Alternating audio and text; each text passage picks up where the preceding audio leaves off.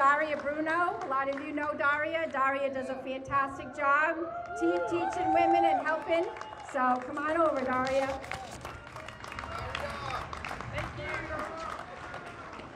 Thank you, everybody. I really appreciate it. It's good to be back in front of a microphone. It's been a while, but I probably know me from years of doing radio. Being 101 went way back in the day. HJY, I think I was a total radio gypsy. I was on every dial, every station, and then most recently did the gun talk show on WPRO. And I decided I wanted us to really devote my time and effort into my teaching. So that's what I've been doing for the past like 10 years now that I've been teaching professionally. I did get off the radio a couple of years ago. So thank you for being here today and getting involved. The fact that you're here today is very important. It's important that we are gathering in solidarity to fight together. You know it, and we all know it, and it's what's important. We're in the battle of our lives to keep our firearms not only on a national level, but right here on a local level. And this is not new news, folks. This has been going on for decades, a slow drip for years against our God-given constitutional rights. Yes, I said rights, because if you think this is only about our Second Amendment, it's not. It goes a lot deeper than that. They want to completely shred our Constitution. The slow drip has now ceased, and the fire hose is wide open. They are not even subtle about it anymore. They admit who they are and what they want, and that is nothing more than to move fast and move on a broad scale like we've never witnessed before. They want to take away our freedoms and our liberties. Yes, I'll say it, they utterly want to shred our Constitution. When they get up to testify, the first words out of their mouths, "We're not against the Second Amendment or hunting." Please, lies, all lies. They are against all of it. They'd love to use our Bill of Rights for toilet paper. I'm not kidding. They lie. Don't believe them. We, the people, are supposed to be in charge. We, the people, are supposed to be the guardians of our Constitution. And we, the people, have elected officials, although that's questionable in the last election, to be the gatekeepers of our freedoms. It appears that many of our politicians have no interest in protecting that sacred document. It appears many of our politicians are not speaking for we the people. They're speaking for themselves and their private interests, whether it be to gain financially for their campaigns or feather their nests, or most likely both. They love the prestige. They love the power. They need the power of the almighty dollar to keep them here. And most importantly, they need to disarm us. You think I'm crazy? Do you doubt me? Pick up a history book. You have to look at the motivation. Look at the groups that support them. Look at where the money is coming from, and you will find out who is pulling these politicians' strings. These guardians who have been elected to protect our Constitution, who are there to uphold their oath of office, are doing nothing of the sort. These people are activists, posing as elected officials.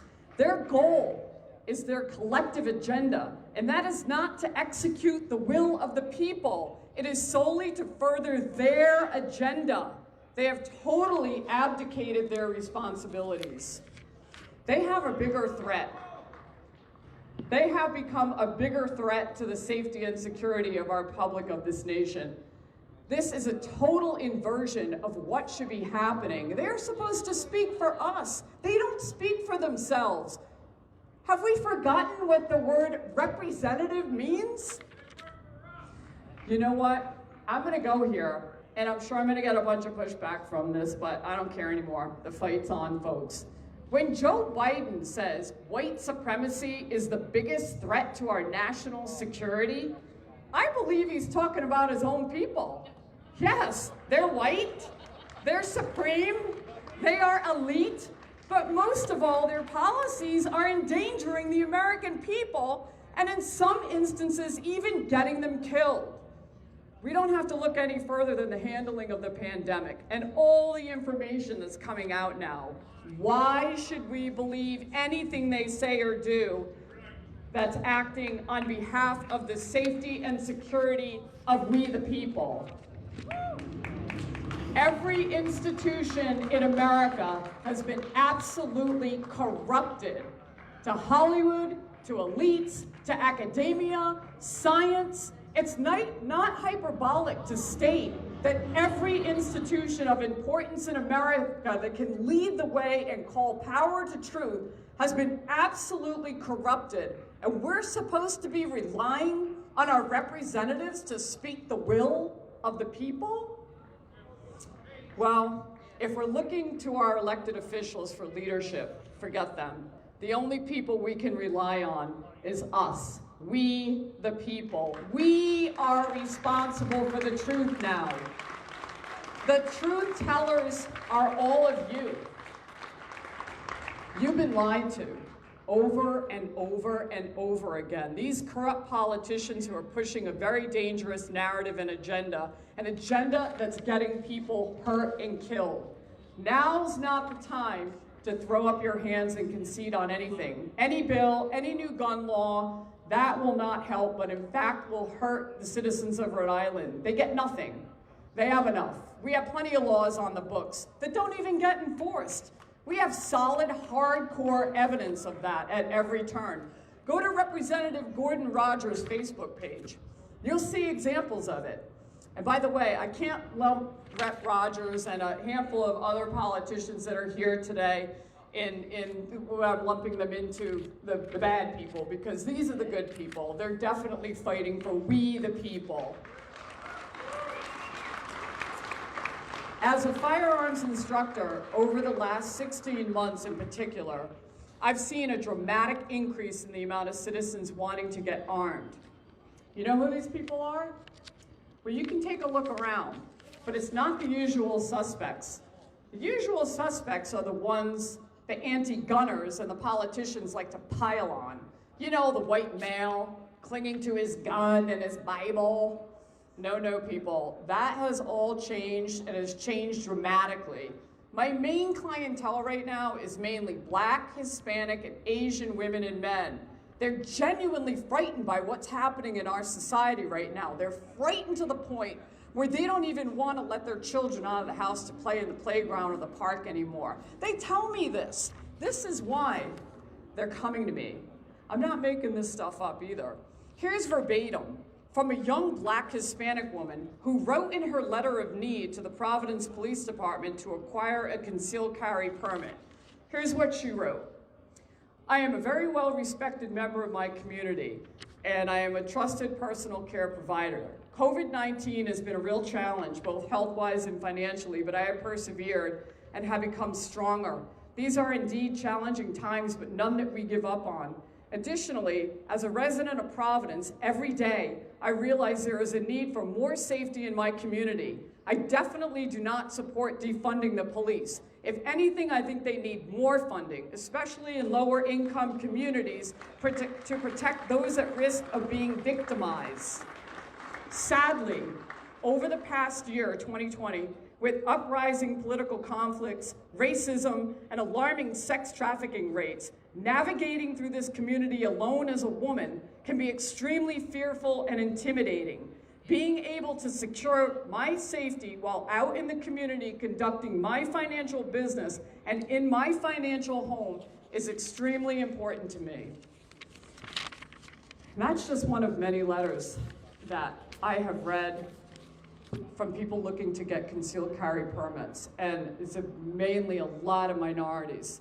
There's no appetite for gun control right now. Our politicians are not listening. They're not serving the best interests of their constituents.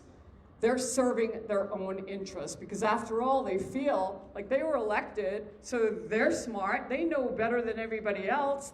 That's not why they are there. They're supposed to represent we the people, whether they like it or not. Their actions, which are in direct violation of what we the people want, is getting people hurt and killed every day.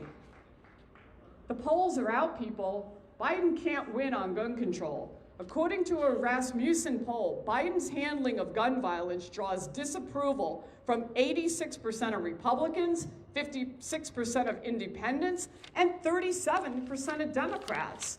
From this Rasmussen poll, 76% of all likely voters support the Second Amendment and the right of Americans to own firearms. 76%.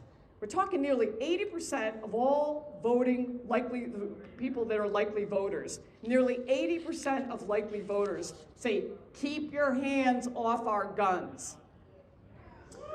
Reported over last summer, there was an absolute surge in new gun owners throughout the nation as a direct response to race riots as Democratic-run city councils and mayors throughout the nation completely abdicated their law enforcement responsibilities. It's widely reported that at the end of last summer, there were over 5 million first-time owner background checks completed through NICS, 58% Black and 40% women. That's 5 million. Estimates are now, from March of 2020 to now, that there's approximately 20 million new gun owners in the United States. Legal gun owners. You can be absolutely sure that gun control is a losing issue for every single political candidate who wants to push this agenda. The scholar Abigail Cohn wrote a book about America's gun culture and has documented the incredibly rich and diverse constituents of America's gun culture. She dispels myths that American gun owners are primarily backwoods white males living in the sticks, clinging to their guns and their religion. Remember Obama's stereotype of us? But in a point of fact, gun enthusiasts culture is actually made up of all income levels. It's represented by all races. It's attracted by both men and women, white, Black, Hispanic, Asian, gay, straight, transgender. As a matter of fact, she says that one of the most popular tours in Hawaii, of all places, we know gun grabbing Hawaii, is actually a gun tour for tourists. It's a great book, read it. Abigail Cohn, a really good read, one that anti-gunners should look at if they want to understand why Democrats' poll numbers nosedive whenever they try to go for any gun grab. The name of the book is called Shooters, Myths and Realities of America's Gun Cultures. Read it. Good talking points in there, so when you're talking to your friends and trying to educate them, you'll have some backup and some facts. Look, people, now's not the time to quit. Okay, this country is worth saving. There's no walking away, there's no quitting, there's no compromise. What's going on right now is absolutely a total disgrace. We have the facts. We know that an armed society is effective. We know the guns in hands of law abiders is a great equalizer. We, the people, are supposed to be in charge.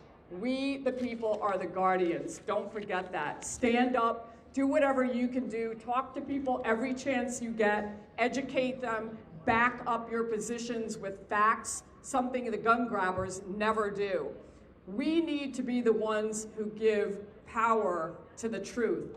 And in closing, to quote a saying I saw the other day, I don't know who to give a hat tip to, so it's not my words, but I thought they were very poignant. It's no longer our job to wake up the sheep. It's time to wake up the other lions. God bless everybody.